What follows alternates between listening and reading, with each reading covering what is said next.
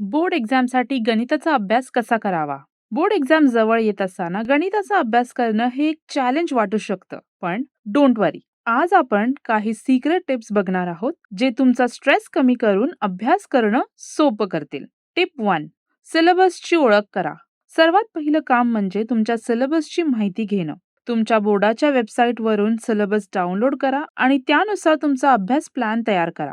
Tip 2. Time table बनवा. एक detail time table बनवून रोजच्या अभ्यासाला स्ट्रक्चर द्या. प्रत्येक विषयासाठी पुरेसा वेळ नियोजित करून त्याचं पालन करा. टिप 3. इम्पॉर्टंट टॉपिक्सवर फोकस करा. पास्ट पेपर्स आणि सॅम्पल पेपर्स सॉल्व्ह करून पहा, जेणेकरून तुम्हाला कोणते टॉपिक्स अधिक महत्त्वाचे आहेत हे समजेल. या टॉपिक्सवर एक्स्ट्रा अटेन्शन द्या. अधिकाधिक पेपर्स सॉल्व्ह करून प्रॅक्टिस करा. यामुळे तुम्हाला परीक्षेच्या पॅटर्नची ओळख होईल आणि वेळेचे नियोजन करणे सोपे जाईल. टिप 4. व्हिज्युअल लर्निंगचा उपयोग करा. डायग्राम्स, चार्ट्स आणि फ्लो चार्ट्स वापरून गणिताचे सूत्र आणि कॉन्सेप्ट व्हिज्युअली समजून घ्या. यामुळे तुम्हाला अधिक काळ आणि सहजतेने लक्षात राहतील.